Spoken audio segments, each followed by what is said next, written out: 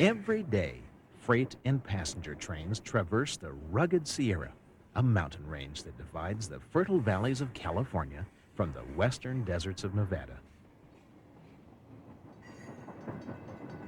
You're looking at the top of that Trans-Sierra route, Donner Pass.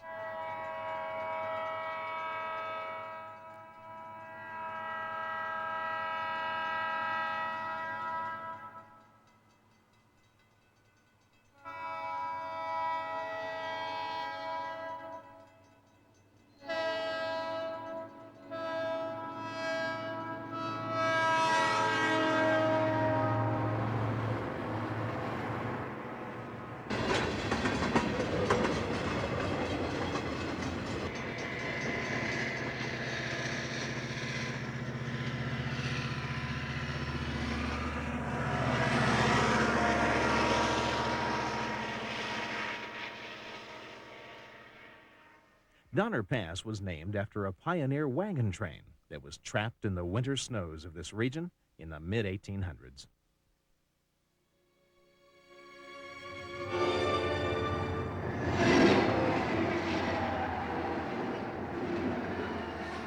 Now, there were other railroads in the West, some quite famous. These old V&T engines are highly prized in collections all around the country. Many were sold off to movie companies, which most likely saved these grand old iron horses from being cut up for scrap metal during the Second World War.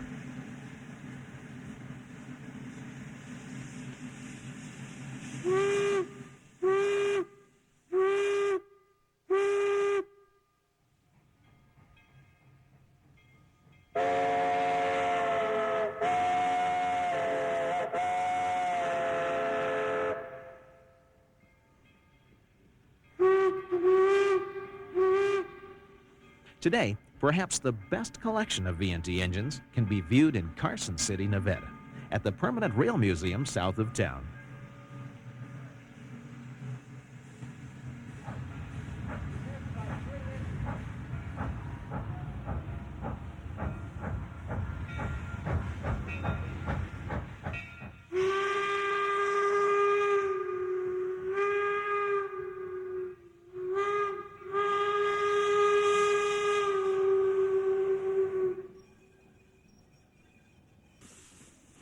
This is one of the early V&T engines called the Inyo.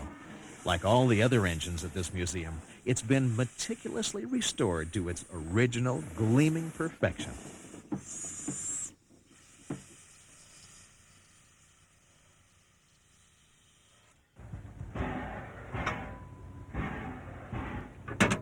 The boiler is wood-fired, and the brass is usually all shined up like Sunday.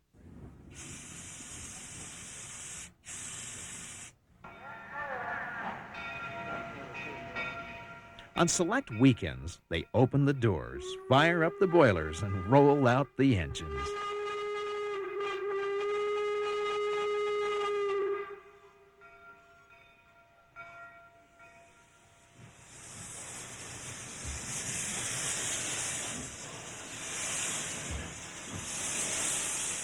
Now, occasionally, the engines pull onto this device that looks like a bridge.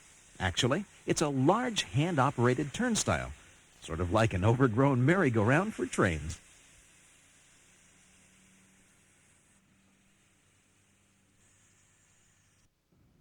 They use it to rotate the engines off of one track and onto a new track in a short distance, so the train can move in a new direction.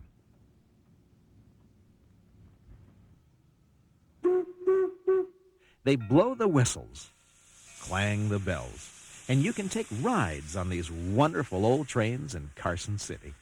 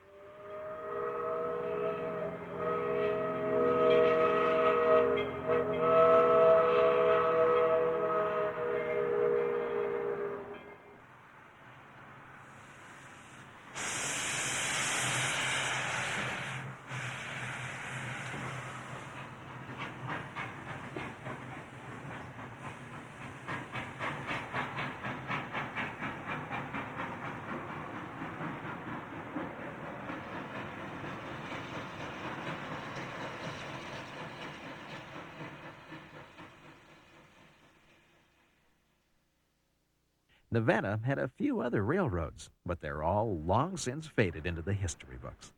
They ripped up the rails, cut up the engines for scrap, and the sound of their once majestic passing is but a whisper on the wind as it blows across the open desert.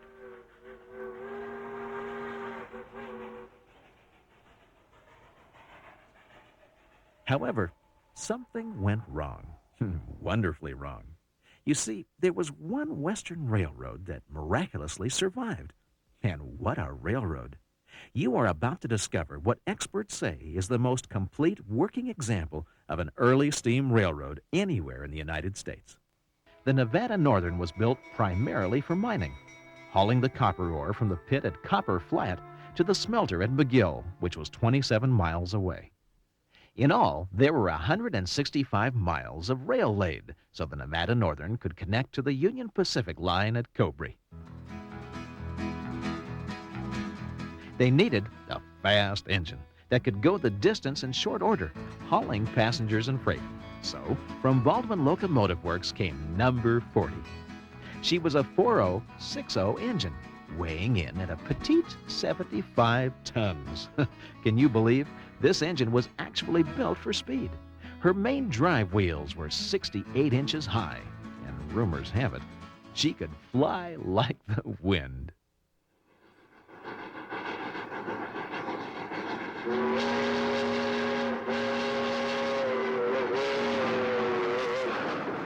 Number 40 hauled passengers and freight from 1910 through 1941. When buses and cars became more popular, number 40 was retired. But before she was tucked away for a Rumpelstiltskin nap, the railroad completely overhauled the engine. Then it was pulled into the barn for the last time, where it has remained in storage ever since. When the price of copper declined sharply, the mines and eventually the railroad were closed. As a gesture of goodwill to the community, Kennecott Copper Corporation donated a major share of the railroad to stand as a working museum. We decided to find out more, so we packed up our broadcast cameras and headed out to Ely.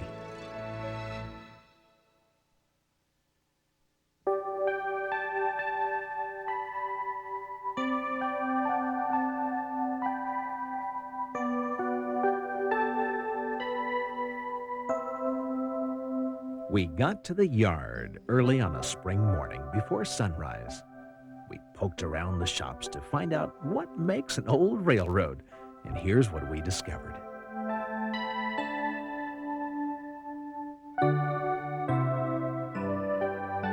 This small car was used by the weighmaster to check the accuracy of the railroad scales. Freight was shipped by the pound, just as it is today, so you can bet your bootstraps accuracy was important.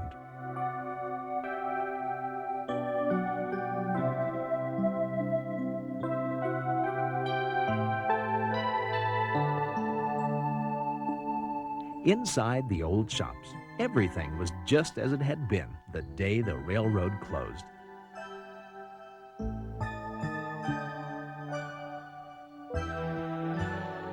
You could still smell the musty, aromatic scent of old leather and canvas. With the sunlight streaming through the panes of glass, it cast an eerie light into the early mist of morning. The stately passenger cars gave off an occasional cracking noise as the wooden coaches expanded in the warmth of the sunlight. There were smoking cars for the gentlemen and non-smoking cars for the ladies, thank you. Such was life back in 1910.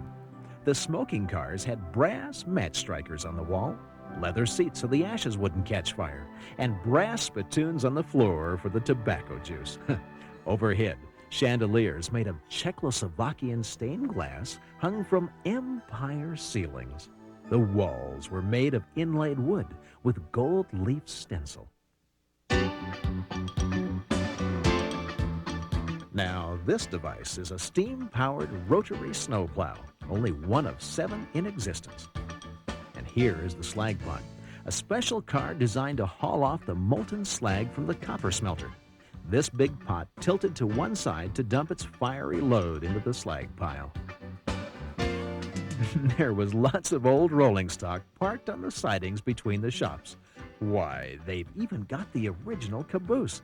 The Nevada Northern won several safety records over the years, as you can see by the signs. And back then, they didn't care for traveling salesmen any more than we do today.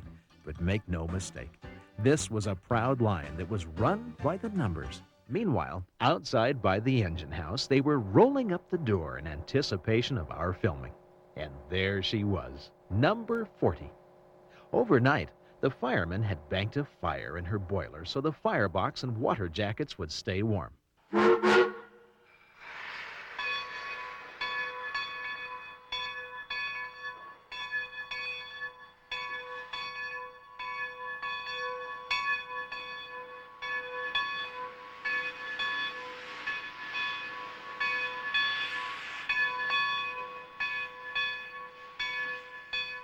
There was just enough pressure in the boiler to bring her out the door.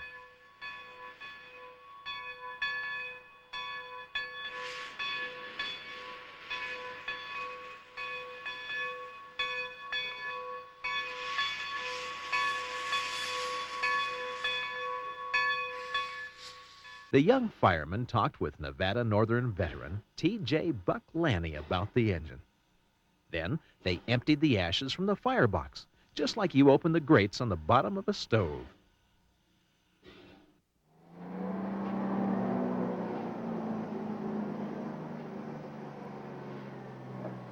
Meanwhile, a front-end loader started putting coal into the tender.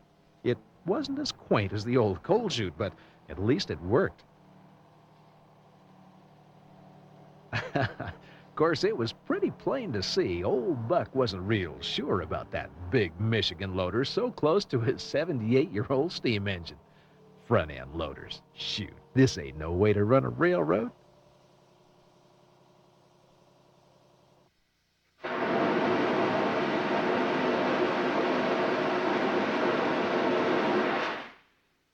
Next, they opened the blow-off valve to eject excess water from the boiler.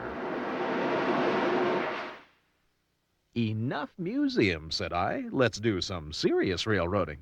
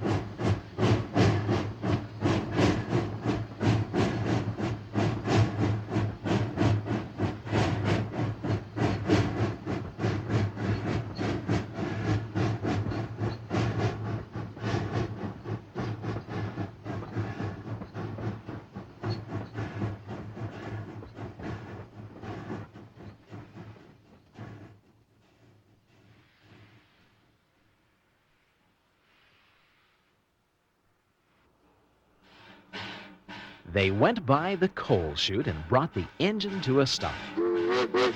Then, with 3 sharp reports on the whistle, the train came out of the hole as the engineer cleared the stacks.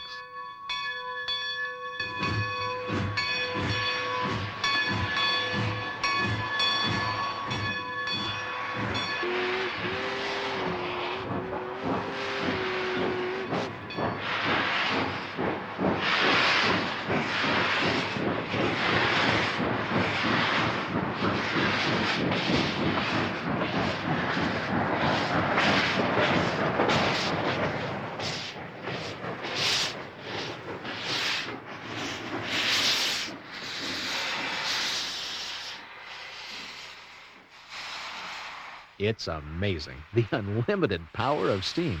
Imagine moving a 75-ton engine plus the tender from a dead stop up to 15 miles per hour in just a few seconds. we attached one of our miniature Skyfire CCD cameras to the side rod of the engine. The side rod is the long rectangular steel beam that attaches the main drive wheel to the other drive wheels. As we move, notice how the right side of the screen appears motionless. That's the side rod onto which the camera is attached.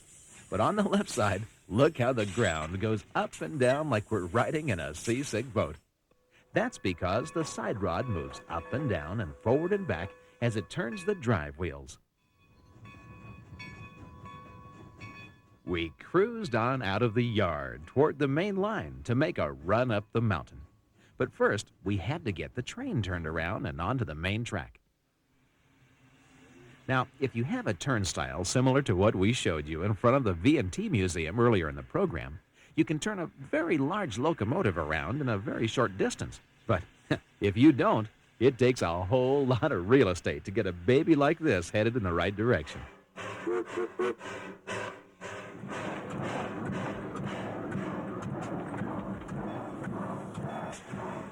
The engineer gives 3 short blasts on the steam whistle, which means the train is going to back up. As we turn up the siding, which curves away from the main yard track, we hit a bit of a slick spot, you know, placed there by wild, deep forest gnomes during the night. Watch what happens to the drive wheel as it loses traction on the steel track.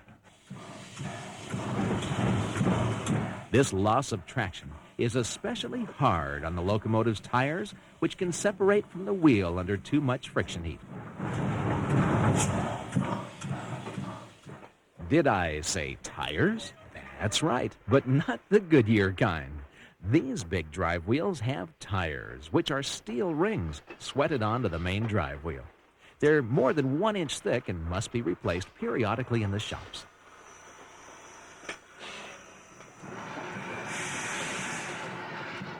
Now back to the siding.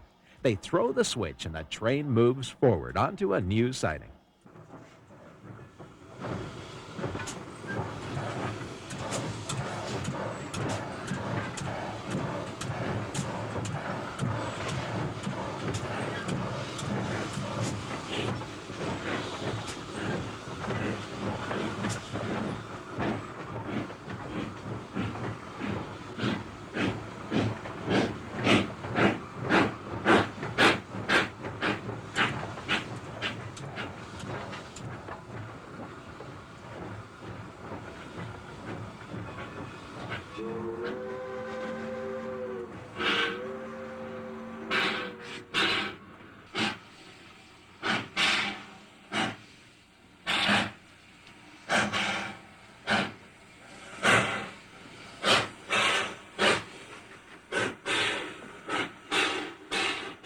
They throw yet another switch, and the train begins to back up onto the old siding.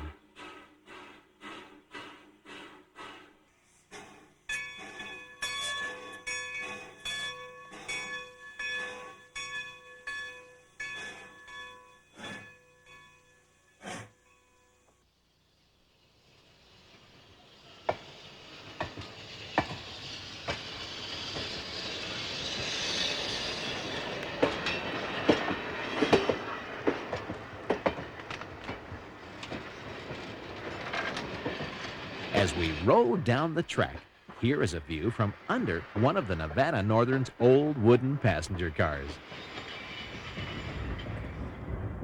Well, in the early days, cars were built out of wood. They had wooden center frames and center beams and side beams, and therefore the truss rods were used to give them strength. And it's just like a truss bridge. And of course, this gave rise to the old, you heard the expression, riding the rods. In the early days, why people that didn't want to pay a ticket to ride the passenger train, why they could climb under a freight car and climb onto these rods and be about a foot above the tracks. Wasn't that dangerous? But, well, I think it was, but it was a means of transportation for a lot of people, particularly during the Depression.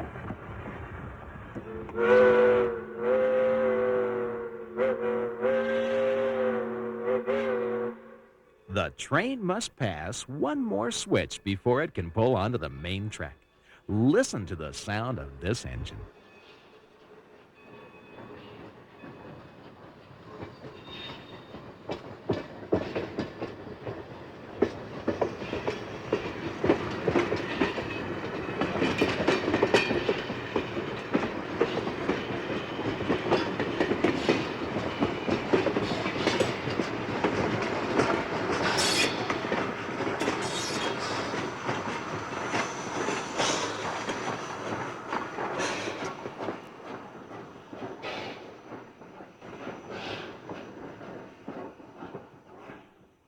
We mounted our portable cameras all over the engine to give you an unusually close, first-hand look at what it's like to go down the track on a steam locomotive. Naturally, we were concerned about vibration, so we made a short test run to check our systems before climbing the mountain.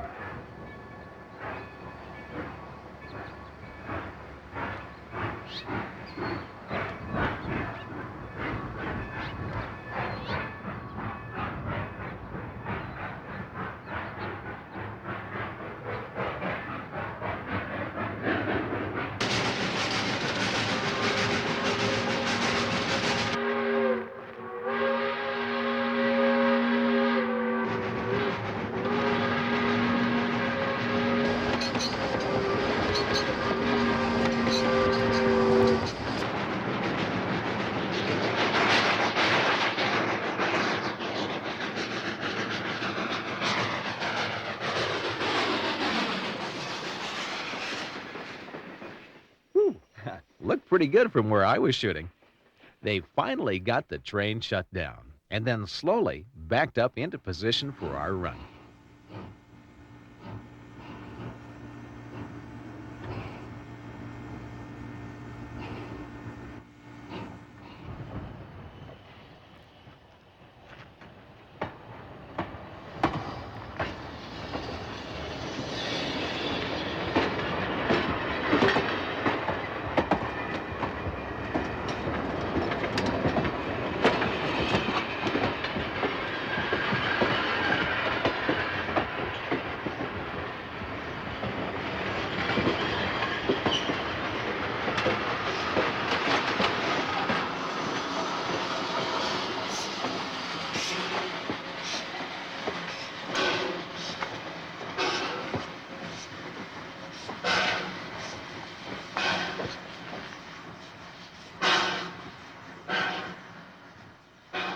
The engineer, Earl Newb, dropped the Johnson bar forward, cracked the throttle, and those big steam pistons on old number 40 came to life.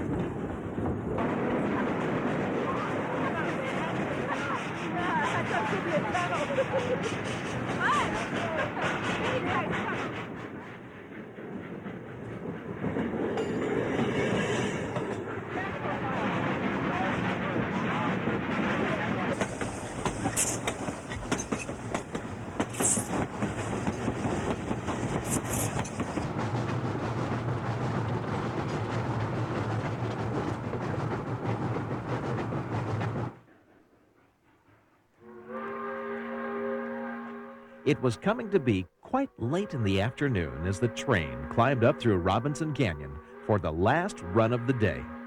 The crew, well, they'd put in a long day and their tails were a-dragging.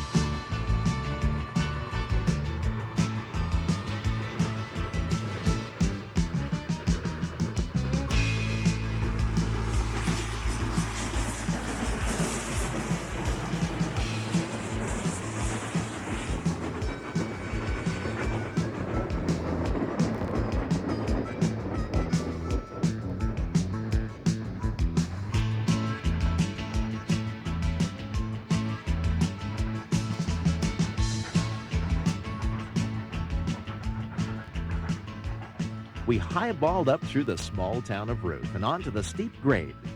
Listen to the sound of the engine echoing off the massive tailings pile.